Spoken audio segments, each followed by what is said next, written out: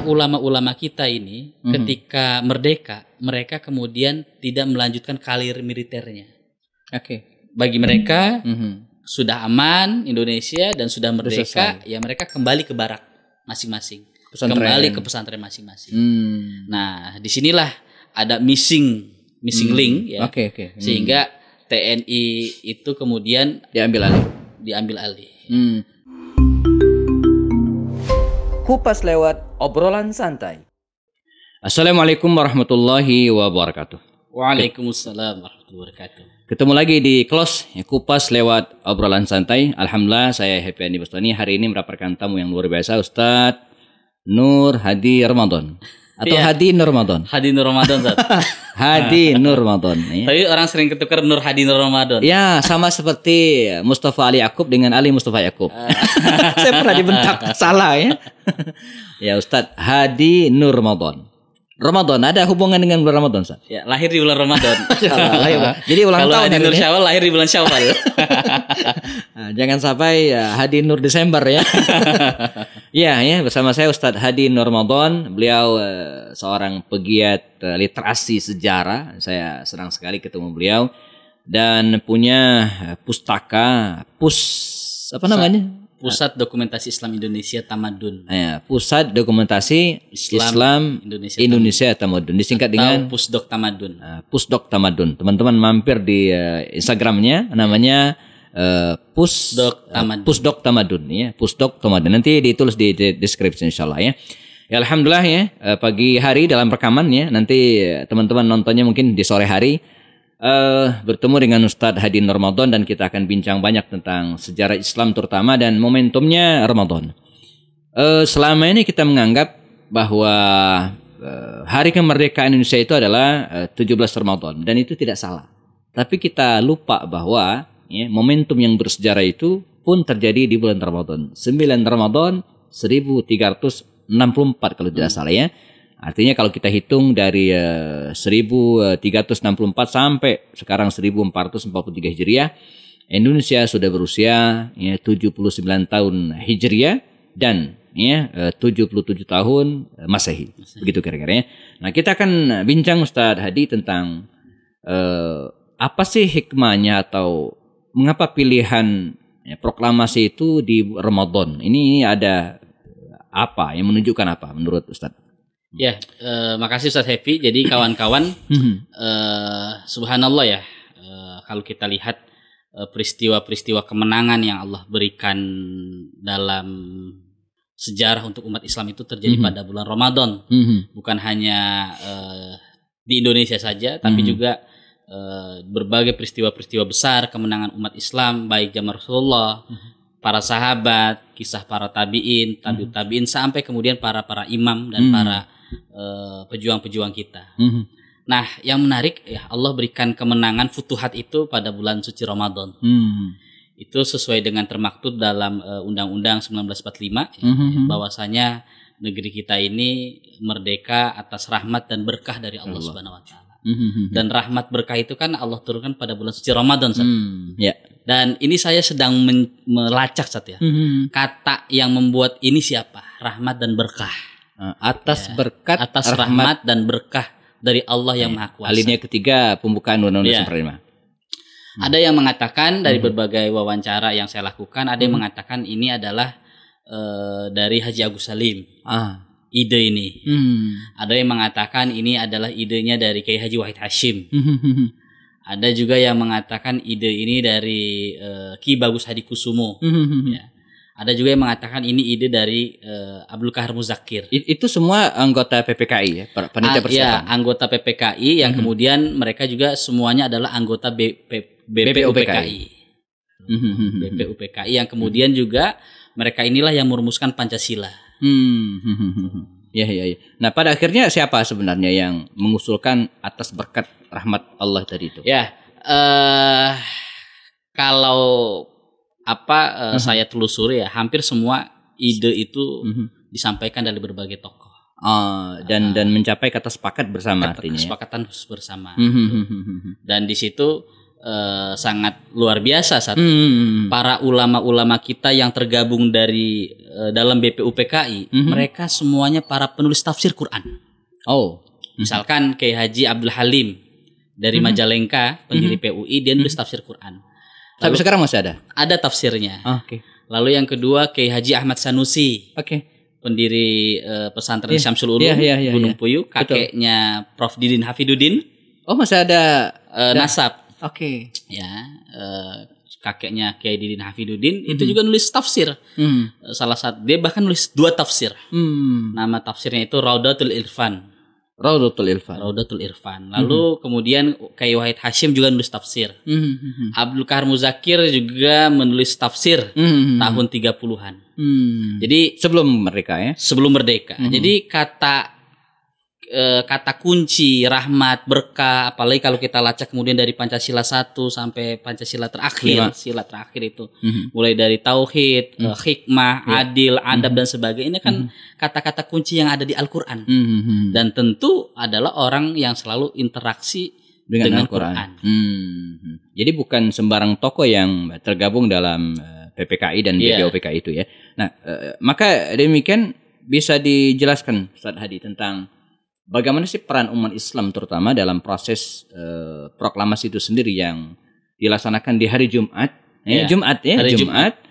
Bulan Ramadan ini kan luar biasa ya. Saya kepikir andai yang menginisiasi kemerdekaan ini orang luar non Muslim, sepertinya pilihan Jumat itu nggak akan kena gitu ya. Mungkin akan memilih hari yang lain. Ya, gimana peran umat Islam pada itu?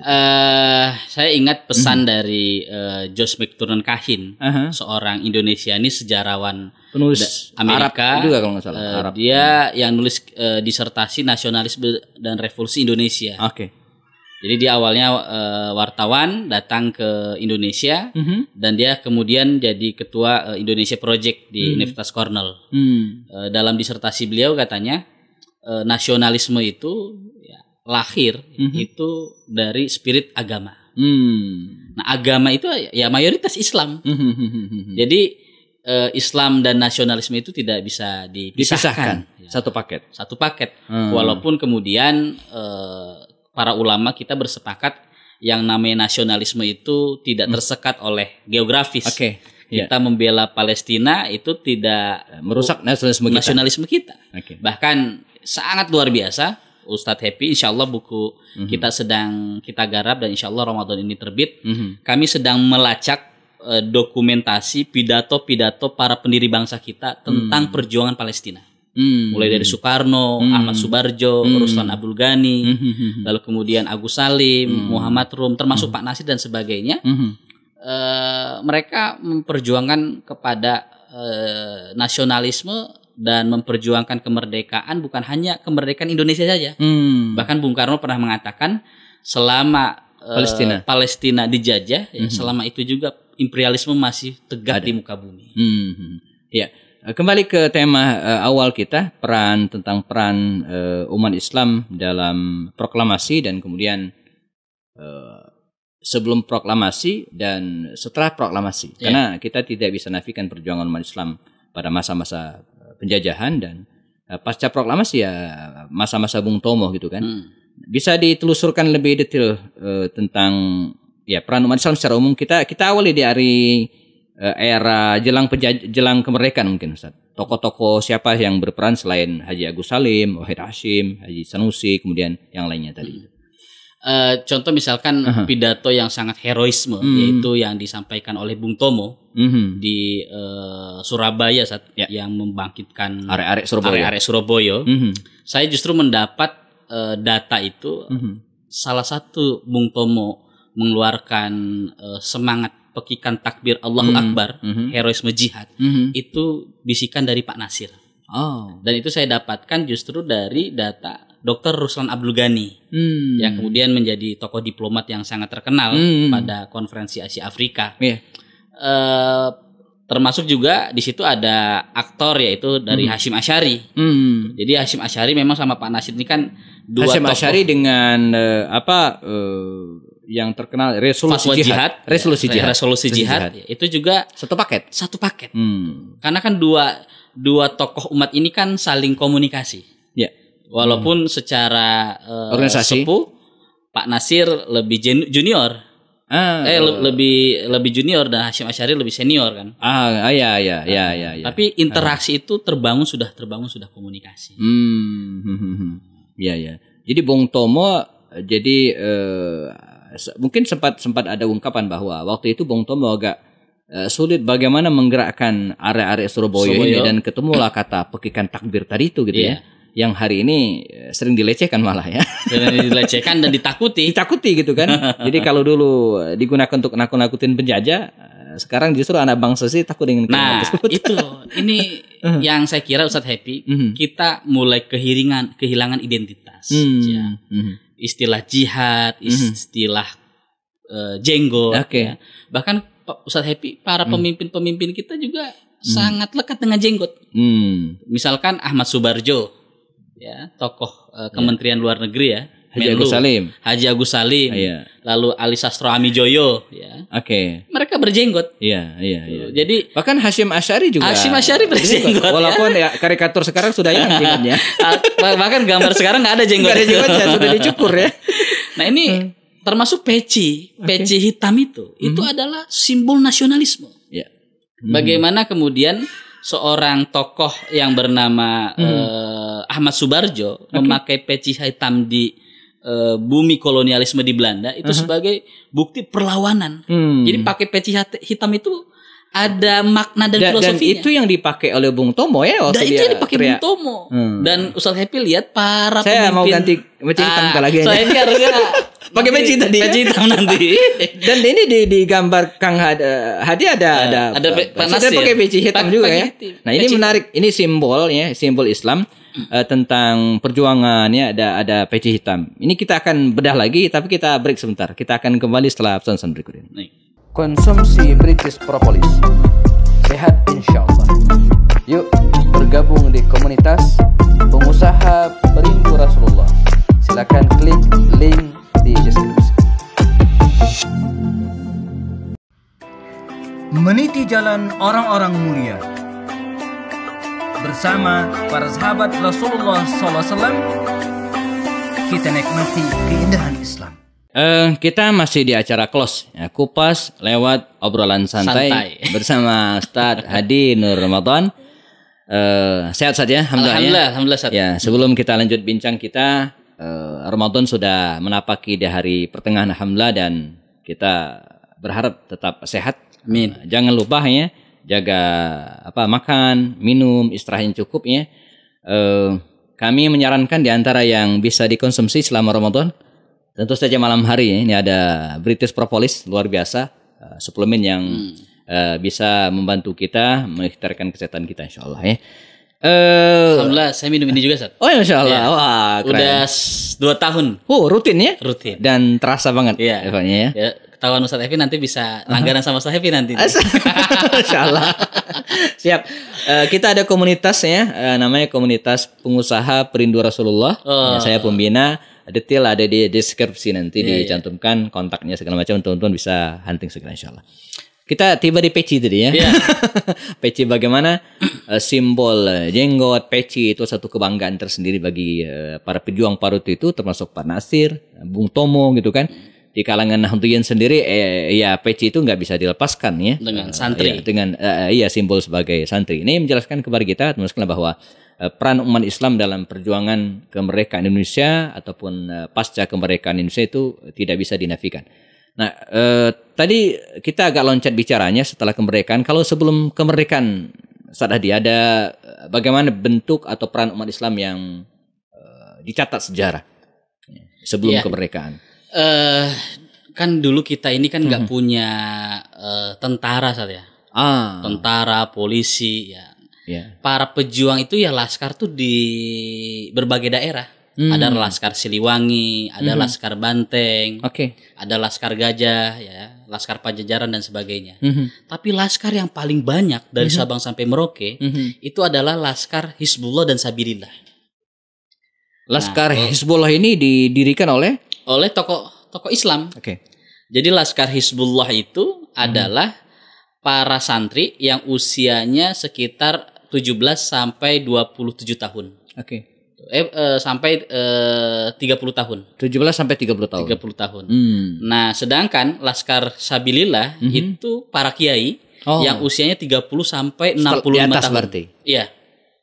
Kalau Hizbullah para pemuda, Sabilillah ini di atasnya. Kiai-kiainya. Kiai-kiai yang berjuang. Nah, itu anggotanya banyak sekali. Ada Kiai Haji Maskur, ada Kiai Haji Imam Jarkasi, pendiri Pondok Pesantren Gontor. Dan Laskar Hizbullah ini dan Sabilillah ini pernah mereka membuat camp pelatihan tahun 30-an 40-an. Masa-masa revolusi. Itu pusatnya sampai sekarang masih ada di Cibarusah Bogor. Oh, ya sekarang masuknya Cibarusah tuh Bekasi ya. Dulu Bogor. Cibarusah. Iya, itu ada Masjid Mujahidin. Tapi sekarang masih ada masjidnya. Masih ada masjidnya, Sat. Dan tempat latihannya masih ada. Camp militer jihadisnya masih ada. Ya. Hizbullah. Ya, Sabilillah. Yang kemudian mereka dilatih ya oleh Jepang di Bogor di sini. Ya, karena saat itu kan Jepang datang, umat Islam melihat ya sebenarnya ya umat Islam juga memanfaatkan Jepang. Saling memanfaatkan teknik strategi senjata yang dimiliki oleh Jepang. Maka nanti ada peta segala macam ada peta dan sebagainya. Kan kita itu berjuang melawan penjajah, kita nggak punya senjata, nggak punya pistol. Iya. Ada bambu runcing. Bambu runcing itu aja, bambu runcing dan modal semangat. Iya. Nah, Jepang ini kan punya tradisi militer yang sangat luar biasa dan dia merupakan aktor Perang Dunia 1 dan 2 yang kemudian umat Islam belajar dari situ. Akhirnya dilatihlah selama 7 bulan di Cibarusah oleh Kiai Haji Maskur, Kasman Singudimejo, Pak Nasir termasuk, Imam Jarkasi, Wahid Hasim. Para santri, para kiai mereka berjibaku. Nah, kemudian Ustadz Happy, para kiai inilah yang kemudian cikal bakal membentuk TNI. Makanya banyak kiai-kiai kita, mereka juga ada letnan, ada kolonel. Misalkan di Bogor ada kolonel Soleh Iskandar, kiai yang itu kemudian kolonel dia Ustadz. Lalu kemudian di Banten ada Brigjen Jenderal Kiai Haji Samun. Lalu kalau Ustadz Happy ke Lipi Cibinong tuh, itu ada pertempuran yang sangat dahsyat Ustadz. Antara sekutu ya, dengan Laskar Hizbullah dan Sabilillah yang saat itu dipimpin oleh Kiai Haji Tubagus Syamsuddin. Ya, dia letnan kolonel juga. Kejadiannya di situ, di Lipi. Kejadian di situ pertempuran. Di lapangan Lipi ya. Di Lipi dan tugunya masih ada Ustadz. Tugunya diabadikan di situ. Nah, yang ingin saya sampaikan adalah para ulama-ulama kita ini ketika merdeka, mereka kemudian tidak melanjutkan karir militernya. Bagi mereka sudah aman Indonesia dan sudah merdeka, ya mereka kembali ke barak masing-masing, kembali ke pesantren masing-masing. Nah, disinilah ada missing link ya, sehingga TNI itu kemudian diambil alih. Atau bukan hanya meninggalkan TNI atau meninggalkan kekuasaan secara umum kali ya, atau bahkan secara kekuasaan umum. Ya, ini teman-teman sekalian, dari pemaparan ini kita tahu bahwa peran umat Islam dalam perjuangan kemerdekaan Indonesia dengan Laskar Hizbullah, Laskar Sabilillah tadi dilanjutkan dengan proses kemerdekaan itu sendiri sampai kemudian mempertahankan kemerdekaan tahun 1945 ya, di bulan Oktober November khususnya ya. Tapi saya pengen menggali lagi Ustadz Hadi tentang ini momentum bulan Ramadan, walaupun sudah lewat tanggal 9-nya, tentang detik-detik proklamasi itu sendiri dibuat dan bagaimana peran umat Islam. Saya ingin fokus di sini. Peran umat Islam sangat luar biasa dalam hal ini. Kita lihat bagaimana Bung Karno juga sering datang, termasuk Bung Hatta sering datang meminta petuah kepada para ulama-ulama, wabil khusus ulama-ulama Jakarta yang saat itu menjadi sebuah pusat sentral pergerakan. Misalkan Bung Karno sering ke umat Islam seperti Ustadz Muhammad Ali Al-Hamidi yang di Kuitang, lalu Habib Ali Kuitang, lalu kemudian kepada Kiai Haji Abdullah Syafi'i, lalu kemudian kepada pemilik Asy-Syafi'iyah ya, para habaib dan sebagainya. Nah, apalagi kita lihat saat itu kan komunikasi belum ada HP saat. Bahkan ada yang sangat lucunya saat Epi. Ada yang kita merdeka 9 Ramadan ya. 17 Agustus 1945 baru ketahuan kita merdeka itu 3 hari berikutnya. Setelahnya. Karena tidak bisa diviralkan di Facebook. Nggak bisa diviralkan di Facebook. Iya. Sedangkan kan saat itu satu-satunya alat komunikasi radio. Radio. Nah, radio juga kita saat itu belum begitu banyak. Gitu. Nah, sampai ada yang di satu daerah itu, bangsa kita sudah merdeka ya. Sampai kemudian mereka mengibarkan bendera merah putih. Iya. Nah itu tapi sangat luar biasanya, karena ini adalah mobilisasi yang besar yang dilakukan oleh umat, maka tokoh-tokoh Islam saat itu pada hari Jumat ya. Jadi proklamasi itu kan Ustadz Happy dibacakan sekitar jam 9:30 sampai jam 10 lah, ya, jam 10 lah. Itu kan otomatis umat Islam kan Jumatan. Ya. Nah Jumatan hari itu juga di lapangan Ikada itu, yang sekarang di Jalan Proklamasi kan, yang saat itu dipimpin oleh seorang tokoh Islam, ulama Betawi, Ustadz Muhammad Ali Al-Hamidi. Dia khotibnya. Iya. Iya. Saya kira ini pilihan Jumat. Kalau kita analisa ini bukan pilihan sembarangan ya. Dalam kajian kita ini adalah Sayyidul Ayyam, hari yang penuh berkah dari aspek spiritual. Tapi dari aspek teknik komunikasi ini menarik karena setelah proklamasi orang Jumatan kan ngumpulin orang kan nggak gampang. Tapi kalau Jumatan nggak usah diundang, orang datang semua dan itu momentum kita untuk menyampaikan bahwa kita sudah merdeka. Ini nih pilihan yang jenius menurut saya gitu kan. Bagaimana para founding father kita dulu, walaupun pada intinya kalau kita lihat secara umum mereka ini bukan orang-orang yang gila ketenaran, buktinya mereka berbuat. Ya, tapi nggak mesti berada di publik gitu kan, di depan gitu kan. Seperti misalnya Habib Kuitang tadi itu, perannya kan saya dengar sangat besar dalam memberikan arahan-arahan kepada Bung Karno pada waktu itu ya. Juga Habib Ali Al-Hamidi yang jadi imam bahkan ya, atau bahkan yang menyerahkan rumahnya Habib di Bung Karno ya. Untuk dilaksanakan proklamasi. Nah ini peran yang luar biasa bagi umat Islam dan mungkin apa pelajaran bagi kita hari ini sebagai closing Ustaz Hadi. Begitu umat Islam perannya begitu besar tapi sampai sekarang mungkin disebut ditinggalkan atau seperti apa? Bagaimana pandangan? Ya. Saya menarik selalu dapat inspirasi dari Ustadz Happy ya. Belajar sejarah itu kita harus ibroh. Ibroh itu yang harus kita ambil ya. Jangan sampai kemudian kita menjadi mobil mogok terus ya. Ketika kita merdeka, rezim orde lama, orde baru dan sebagainya. Disinilah kita umat harus memahami sejarah dengan baik dan benar. Makanya kita itu belajar sejarah semakin kita menarik peristiwa ke belakang, maka kita akan mengetahui tentang Indonesia semakin depan seperti apa. Seperti kita main panahan gitu saat ya. Semakin kita menarik busur ke belakang, semakin kuat busur panah untuk melaju semakin kencang ke depan. Yang menarik kata Pak Rum, Muhammad Rum, tokoh diplomat kita,